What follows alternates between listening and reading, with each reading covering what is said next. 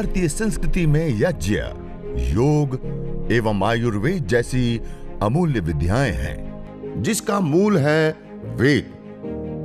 इतिहास की ओर दृष्टि डालें तो भगवान राम, भगवान कृष्ण से लेकर राजा महाराजाओं, ग्रामवासियों व अरण्यवासी ऋषियों की कुटियों तक नित्य व नैमित्तिक यज्ञों का प्रचलन देखने को मिलता है। 10 साल पुराना केस है हार्ट का, और मैंने स्वयं इनको देखा 10 साल पहले, तो एकदम लकड़ी हो गई थी, एक बिल्कुल ऐसी ऐसा हड्डी हड्डी दिखाई देती थी। और इनको डॉक्टरों ने बोल दिया था कि अब ये बचेगी नहीं, अब ये अंतिम ये है, अगर तुमने ऑपरेशन नहीं करवाया तो थोड़े दिन की मेहमान हो। अब उनके स्वयं मुँह से सुनेंगे कैसा लगा यज्ञ में आने के बाद। मुझे अटैक आया था, ये मुझे बाद में मालूम पड़ा। मेरे को चक्कर आया, मैं गिर गई, तो मुझे भक्ति वेदांता हॉस्पिटल में, पहले साईं में नीचे मैं एडमिट किया। वहाँ से बोला कि सीरियस केस है। उसने 5-6 घंटा ट्राई किया, लेकिन उसके बाद मुझे भक्ति वेदांता में भेजा। तो 3 दिन के बाद मुझे होश आया। डॉक्टर लोगों ने टोटल घर वालों को जवाब दे दिया, बोला भी ऊपर वाले के हाथ में। लेकिन भगवान की कुदरत है कि मैं आज भी जिंदा हूँ डॉक्टर साहब की वजह से। मैंने बोला कि मुझे ऑपरेशन कराना नहीं है। वो टाइम पे हमारी हस्ती भी नहीं थी इतनी, लेकिन फिर सब लोगों ने बोला कि कैसे चलेगी। मैंने बोला अभी भगवान के ऊपर मैं छोड़ देगी। 1 हफ्ते के बाद हमारे नेबर है ना, उसने बोला एक काम करो ना, तो इधर हवन में जाया करो। फिर मैंने ना थोड़ा थोड़ा हंसते, पहले रिक्शा में आती थी, ऐसा कर करके बैठना सीख गई। फिर वहीं पे मैंने ये किया, करीबन 1 महीना गया, 2 महीना गया, मेरे में रिकवर आने लगा। करीबन मेरे को 2 साल के बाद वापस में मेरे को बोला कि आप एक बार चेकअप तो कराओ ना, देवेंद्र सिंह ने बोला। मैंने बोला ठीक है, मैं करा देती हूँ। लेकिन मुझे भगवान की दया से कुछ भी नहीं निकला। और वो डॉक्टर हैरान हो गए कि क्या बात है, आप जो 15 दिन जीने वाली औरत आज इतने सालों से आज मैं आप सबके सामने हूँ। एक लड़का है, मैं इसका भी इंटरव्यू करवा दूँ, ये साक्षात है। ये जब चलता था, तिवारी बहन जी ने भी इन्होंने देखा, वो ऐसे चलता था ये। तो ये जो है गिर जाता था बेचारे को, सीधा साधा, और बोलता भी, स्पीच साफ नहीं आती थी बिल्कुल। तो इसको मैंने एक दिन बोला तू यहाँ पे आया कर बेटा, यहाँ हवन में बैठा कर। उस दिन से ये हवन में आने लगा। हवन आवाज ऐसे ऐसे बोलता था धीरे। तो मैंने कहा तू इसमें बैठा कर, रोजाना आने लगा कंटिन्यूअस। उसका परिणाम क्या हुआ, स्पीच भी थोड़ी आने लगी। और आज मंत्र सुनाएंगे आपको, चलो खड़े हो जाओ, तुम्हारे सामने ये बोल के सुनाएगा। ओम भूर्भुवः स्वः तत्सवितुर्वरेण्यं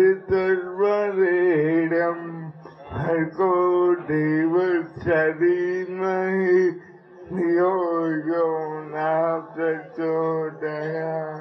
जब आप अपने घर को पूरा महक से युक्त करना चाहते हैं, तो आप चंदन की इतनी छोटी सी लकड़ी को आप अंगारों के ऊपर रख दीजिए। जैसे आप अंगारों में जो धुनी उठेगी, ऐसी धुनी की सुगंध आएगी कि लगेगा कि कहीं हमारे घर में ही चंदन का पेड़ लगा हो और उसकी सुरभि आ रही हो। इतनी सुरभि सुगंधी से युक्त होता है। और ये जब इसके अंदर विशेष प्रकार के कंपोनेंट्स होते हैं, और उस कंपोनेंट्स को वो एरोमेटिक ऑयल्स मानी उड़नसिल जो तेल होते हैं वो वायुभूत कर देते हैं। तो इसको सोमनस्यकारी कहा गया है। इसमें जो विशेष करके द्रव्य पाए जाते हैं, वह द्रव्य सोमनस्यकारी होते हैं, मन को आह्लादित करने वाले, मन को शांत करने वाले होते हैं। ये विशेष द्रव्य हार्मोन्स के माध्यम से भी हमारी चिकित्सा करने में बहुत ही ज्यादा लाभकारी उपयोगी होता है। और ये तो आप सभी लोग जानते हैं, बहुत सारे घरों में इसका प्रयोग तो विशेष रूप से किया ही जाता है। इसको बोलते हैं पिपली, छोटी पिपली जिसको बोलते हैं। ये पिपली बहुत ही ज्यादा आप सब लोग जानते हैं, तिक्त कटु पदार्थ के अंदर आयुर्वेद में, अर्थात कटु अर्थात तीखे जो पदार्थ कहे जाते हैं उसके अंदर आते, जैसे काली मिर्च। ऐसे ही यह पिपली का भी अपना एक विशेष गुण होता है। काली मिर्च, पिपली और सौंठ, जिसको हम अदरक बोलते हैं, उसको सुखा करके उसका पाउडर, इसको त्रिकटु बोलते हैं। 3 कटु रस अर्थात 3 तीखे रसों का जो सम्मिश्रण है, वो अनेक प्रकार के कफज रोगों की शांति के लिए और अनेक प्रकार के अलग अलग रोगों की निवृत्ति के लिए बहुत ही ज्यादा उपयोगी होता है। तो यह पिपली, और पिपली के बाद है यह तालिस पत्र। यह तालिस पत्र भी मस्तिष्क से संबंधित रोगों के लिए बहुत ही ज़्यादा लाभकारी, उपयुक्त, उपयोगी, और विशेष करके पहाड़ी क्षेत्रों में इसके पेड़ पाए जाते हैं तालिस पत्र के। और यह इसकी भी इतनी दूर है तब भी इसकी एक विशेष सुरभि आ रही है, एक सुगंधी आती है इस द्रव्य के अंदर। तो ये तालिस पत्र भी इसी प्रकार से यह मेरे पास रखा हुआ है वच। इसको गूढ़वच भी बोलते हैं, घुड़वच भी बोलते हैं, जो अलग अलग भाषाओं में अलग अलग जगहों पे ये जड़ होती हैं, एक प्रकार की जड़ के अंदर ये होती हैं। और यह वच विशेष करके भूतोन्माद आदि जो कहे जाते हैं, या अपस्मार, मिर्गी से लेकर के जो मस्तिष्क से संबंधित हर रोग के लिए रामबाण औषधि के रूप में इसको बताया गया है। और विशेष करके आयुर्वेद ग्रंथों में हम देखें तो इस वच की धुनी बैक्टीरिया आदि को, हमने भी यहाँ जब पतंजलि योगपीठ में अलग अलग अनुसंधान जो हम यज्ञ को लेकर के कर रहे हैं, उसमें इस वच की धुनी का जब हमने प्रयोग किया तो इसकी धुनी जो है सभी प्रकार के जो हानिकारक बैक्टीरिया होते हैं उनको नष्ट करने का कार्य वो बहुत ही भली प्रकार से करती है। और उसके साथ साथ इसकी एक बहुत ही अच्छी एक सुर भी, एक सुगंधी आती है। और उस वायुमंडल में रहने से अनेकों प्रकार के स्वास्थ्य लाभ, और मुख्यतया जो हमारे हार्मोन्स का अनबैलेंस है, या गुड हार्मोन्स का कम बनना और बैड हार्मोन्स का ज्यादा बनना, स्ट्रेस, तनाव, चिड़चिड़ापन, डिप्रेशन, उसको दूर करने के लिए इसकी सूर भी बहुत बहुत ज्यादा लाभकारी, हितकारी, उपयोगी होती है वच। और यह हमारे पास पुष्कर मूल जिसको कहते हैं, पोहकर मूल बोलते हैं। और एक शब्द अलग औषधि के रूप में बोला जाता है कूठ। यह कूठ के समान सारे, कूठ के लगभग सारे औषधीय गुण इसके अंदर पाए जाते हैं। यह जड़ होती हैं और वैसे ये थोड़ी सी बहुत भारी भी, वजनदार भी होती हैं, भारी वजनदार। और इसके अंदर सीलन की मात्रा भी होती है। जैसे गिलोय को हम रख देते हैं तो सूखती नहीं बिल्कुल, ऐसे ही ये बिल्कुल नहीं सूख जाती, इसके अंदर थोड़ी सीलन की मात्रा हमेशा रहती है।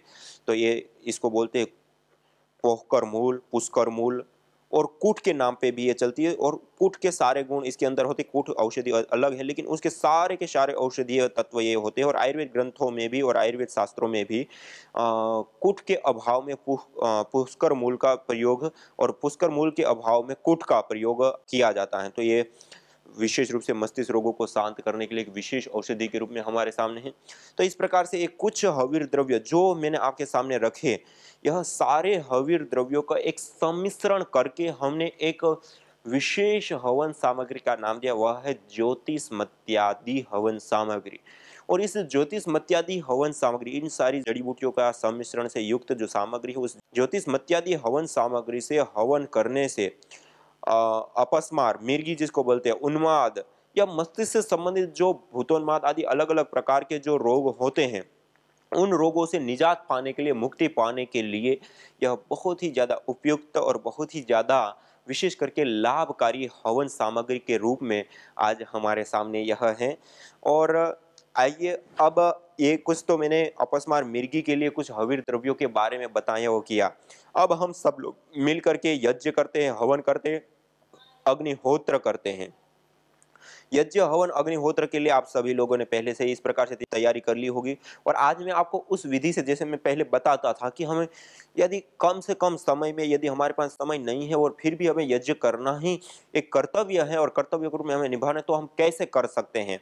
तो उसके लिए आप सभी लोग, जैसे हमने तैयारी कर रखी है, संविधायक काट करके तैयार कर रखा है और ये सब तैयारी करके हमने कंप्लीट रखा है। और इसके बाद आप कपूर की एक टिकिया ले करके और उसको तोड़ करके और उसको वेदी के मध्य में इस प्रकार से संविधाओं के ऊपर और बीच में थोड़ा सा रख देते हैं। और एक दूसरी टिकिया ले करके उस दूसरी टिकिया को श्रू के अंदर इस प्रकार से रख सकते हैं।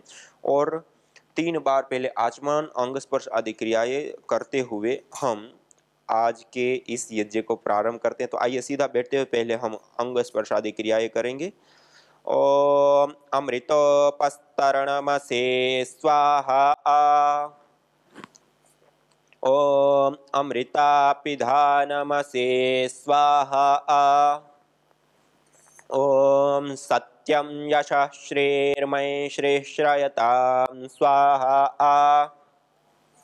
3 बार आचमन करने के बाद हस्त प्रक्षालन करने के बाद बाएं हाथ की अंजलि में जल लेंगे। और बाएं हाथ की अंजलि में जल लेने के बाद मध्यमा और अनामिका 2 उंगलियों के माध्यम से जल में स्पर्श करते हुए ओम वांग्म आस्यस्तु, ओम नसोर्मे प्राणोऽस्तु, ओम अक्ष्णोर्मे चक्षुरस्तु, ओम कर्णयोर्मे श्रोत्रमस्तु, ओम बाह्वोर्मे बलमस्तु, ओम ऊर्वोर्म ओजोऽस्तु। ओम अरिष्टानि मिंगानि तनुस्तन्वा में सहसन्तु। ऐसे शरीर के सभी अंगों के ऊपर जल का छिड़काव करके आचमन पात्र को साइड में कर देते हैं। अब हम दीप प्रज्वलन करते हुए आज के इस यज्ञ को प्रारंभ करते हैं और 3 महाव्याहृतियों का उच्चारण करते हुए ओम भूर्भुवः स्वाहा, इस प्रकार से 3 महाव्याहृतियों का उच्चारण करते हुए हमने दीप प्रज्वलन किया।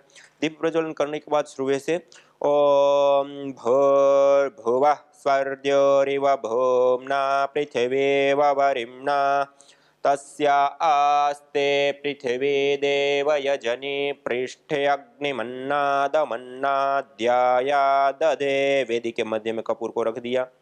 उसके बाद छोटी सी एक लकड़ी आदि की आवश्यकता, जो भी आवश्यकता पड़े इस अग्नि को प्रदीप्त करने के लिए, वो क्रियाएं की जाती हैं। ओम उद्बुद्ध्य स्वाग्ने प्रतिजागृहे त्वमिष्टा पूर्ते सगं सृजेथा मयञ्च अस्मिन् सदस्थे अद्युत्तरस्मिन् विश्वे देवा यजमानश्च सीदत। उसके बाद संविधाओं का आधान करेंगे। ओम अयंत इध्म आत्मा जात वेदस्तेनेध्यस्व वर्धस्व चेद्धवर्धय चास्मान् प्रजया पशुभिर्ब्रह्म वर्चसे नान्नाद्येन समेधय स्वाहा। इदमग्नये जातवेदसे इदन्न मम। ओम समिधाग्निं दुवस्यत घृतेर्बोधयतातिथिं आस्मिन् हव्या जुहोतन सोत्सविद्धाय शोचिषे घृतं तीव्रं जुहोतन अग्नये जातवेदसे स्वाहा। इदमग्नये जातवेदसे इदन्न मम। ओम तन्त्वा समिद्भिरङ्गिरो घृतेन वर्धयामसि बृहच्चोचाय विष्ठ्य स्वाहा। इदमग्नये अंगिरसे इदन्न मम। अब पंचघृत आहुति प्रदान करेंगे। ओम अयंत एध्म आत्मा जात वेदस्तेनेध्यस्व वर्धस्व चेद्धवर्धय चास्मान् प्रजया पशुभिर्ब्रह्म वर्चसे नान्नाद्येन समेधय स्वाहा। इदमग्नये जातवेदसे इदन्न मम। ओम अयंत इध्म आत्मा जात वेदस्तेनेध्यस्व वर्धस्व चेद्धवर्धय चास्मान् प्रजया पशुभिर्ब्रह्म वर्चसे नान्नाद्येन समेधय स्वाहा। इदमग्नये जातवेदसे इदन्न मम। ओम अयंत इध्म आत्मा जात वेदस्तेनेध्यस्व वर्धस्व चेद्धवर्धय चास्मान् प्रजया पशुभिर्ब्रह्म वर्चसे नान्नाद्येन समेधय स्वाहा। इदमग्नये जातवेदसे इदन्न मम। ओम अयंत इध्म आत्मा जात वेदस्तेनेध्यस्व वर्धस्व चेद्धवर्धय चास्मान् प्रजया पशुभिर्ब्रह्म वर्चसे नान्नाद्येन समेधय स्वाहा। इदमग्नये जातवेदसे इदन्न मम। ओम अयंत इध्म आत्मा जात वेदस्तेनेध्यस्व वर्धस्व चेद्धवर्धय चास्मान् प्रजया पशुभिर्ब्रह्म वर्चसे नान्नाद्येन समेधय स्वाहा। इदमग्नये जातवेदसे इदन्न मम। इस प्रकार पंचघृत आहुति प्रदान करके जल सिंचन पूर्व दिशा, पश्चिम दिशा और उत्तर दिशा में। ओम अदितेनुमन्यस्व। ओम अनुमतेनुमन्यस्व। ओम सरस्वत्येनुमन्यस्व। ओम देव सवितः प्रसुवयज्ञं प्रसुवयज्ञपतिं भगाय दिव्यो गंधर्वः केतपुः केतं नः पुनातु वाचस्पतिर्वाचन्नः स्वदतु। वेदी के चारों दिशाओं में जल सिंचन करके, तो जल सिंचन करने के बाद अब हम आघारावाज्य भाग आहुति प्रदान करेंगे। ओम अग्नये स्वाहा इदम अग्नये इदन्न मम। ओम सोमाय स्वाहा इदम सोमाय इदन्न मम। ओम प्रजापतये स्वाहा इदम प्रजापतये इदन्न मम। ओम इंद्राय स्वाहा इदम इंद्राय इदन्न मम। अब जो रोग विशेष के लिए जो हवन सामग्री हमने तैयार की है, यदि सामान्य रूप से करते हैं तो देव पूजा हवन सामग्री जो सर्व ऋतुओं के लिए उपयुक्त त्रिदोष सामक जो हवन सामग्री जड़ी बूटियां होती है उसका सम्मिश्रण करके हमने तैयार किया हुआ है, पुष्टिकारक सुगंधित रोग निवारक आदि द्रव्यों से युक्त। दूसरा, यदि कोई रोग विशेष है तो उसके लिए, जैसे आज मैंने आपको ये ज्योति मत्यादि हवन सामग्री के बारे में बताया, जिसमें विशेष करके मस्तिष्क से संबंधित अपस्मार, मिर्गी आदि रोगों को ठीक करने के लिए उपयुक्त सामग्री। तो इन सारे द्रव्यों को कूट पीस करके इस प्रकार चूर्ण बना लिया और उसमें थोड़ा सा गाय का घृत मिला करके और उसको व्यवस्थित रूप से संग्रहित करके रख लिया। उसमें से 25 ग्राम 50 ग्राम निकाल करके प्लेट में, और उसके बाद अब हम हवन यज्ञ करते समय उसकी विशेष आहुति प्रदान करेंगे। ओम भूर्भुवः स्वः तत्सवितुर्वरेण्यं भर्गो देवस्य धीमहि धियो यो नः प्रचोदयात् स्वाहा। ओम भूर्भुवः स्वः तत्सवितुर्वरेण्यं भर्गो देवस्य धीमहि धियो यो नः प्रचोदयात् स्वाहा। ओम भूर्भुवः स्वः तत्सवितुर्वरेण्यं भर्गो देवस्य धीमहि धियो यो नः प्रचोदयात् स्वाहा। ओम भूर्भुवः स्वः तत्सवितुर्वरेण्यं भर्गो देवस्य धीमहि धियो यो नः प्रचोदयात् स्वाहा। ओम भूर्भुवः स्वः तत्सवितुर्वरेण्यं भर्गो देवस्य धीमहि धियो यो नः प्रचोदयात् स्वाहा।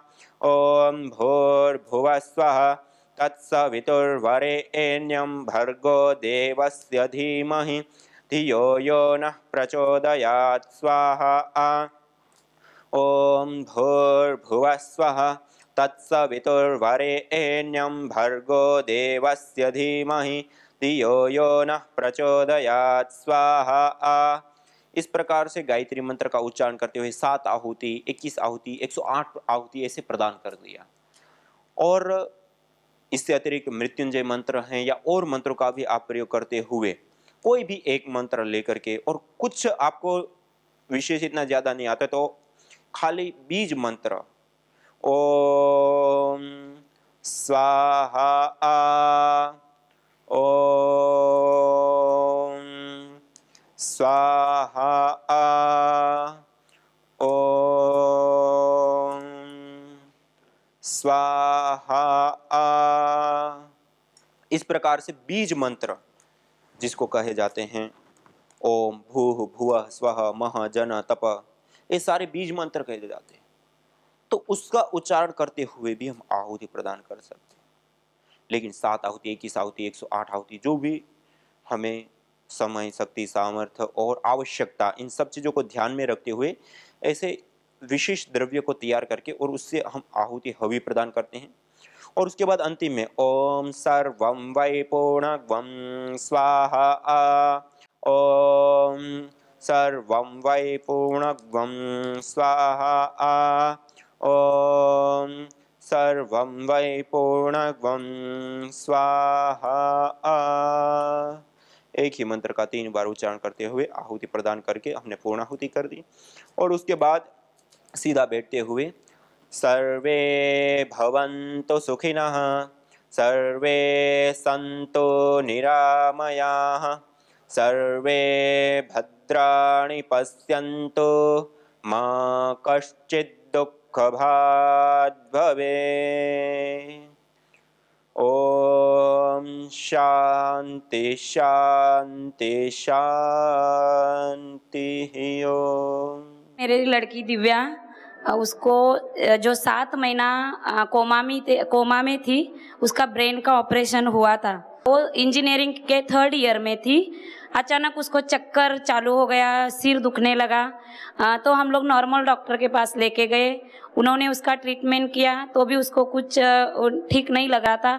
ऐसा करके हम 5 दिन नॉर्मल डॉक्टर के पास दिखाया।